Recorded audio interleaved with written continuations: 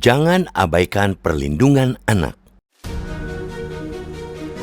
Pengingat paling menyakitkan tentang rapuhnya perlindungan anak di Indonesia justru datang dari tempat-tempat yang semestinya paling aman bagi mereka. Rumah, sekolah, lembaga pendidikan keagamaan, bahkan lingkungan keluarga berkali-kali berubah menjadi lokasi terjadinya kekerasan seksual.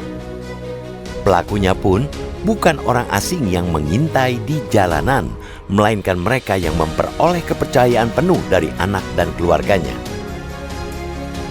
Fakta itu semestinya mengguncang kesadaran kita bersama.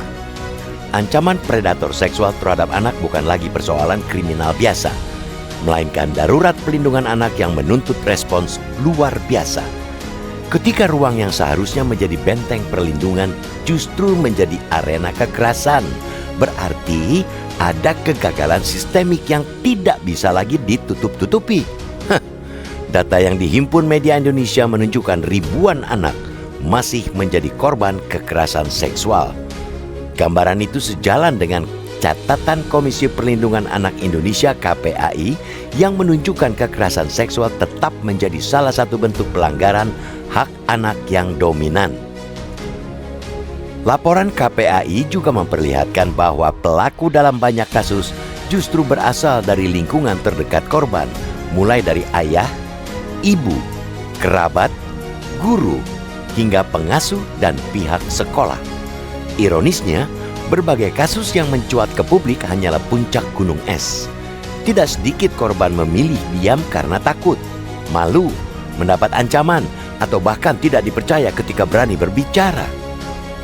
Lebih tragis lagi, ada keluarga yang memilih menyelesaikan perkara secara kekeluargaan demi menjaga nama baik, sementara luka psikologis anak akan terus membekas sepanjang hidupnya. Kita patut mengapresiasi lahirnya Undang-Undang Tindak Pidana Kekerasan Seksual dan berbagai regulasi perlindungan anak. Namun, hukum yang baik tidak akan berarti apabila implementasinya masih lemah. Banyak korban masih kesulitan memperoleh pendampingan psikologis, perlindungan hukum maupun proses peradilan yang berpihak kepada kepentingan terbaik anak. Yang tidak kalah mengkhawatirkan ialah masih minimnya sistem pencegahan.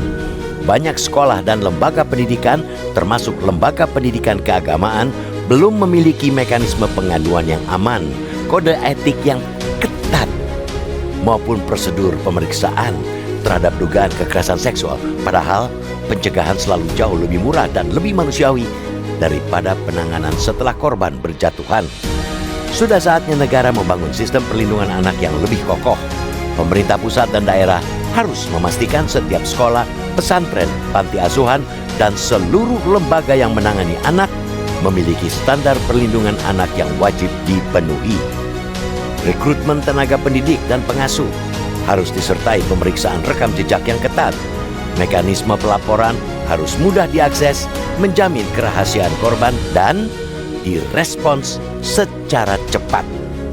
Di sisi lain, aparat penegak hukum harus menempatkan kepentingan korban sebagai prioritas utama.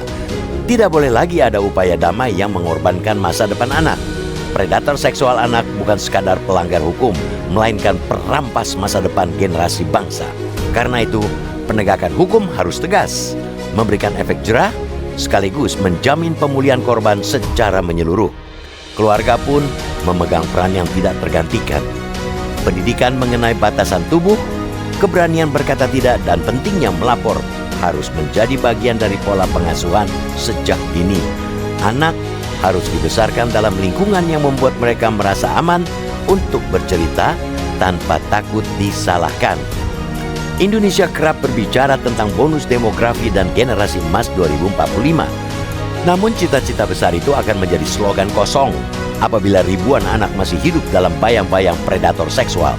Tidak ada masa depan yang gemilang jika masa kecil mereka dirampas oleh kekerasan yang sebenarnya bisa dicegah.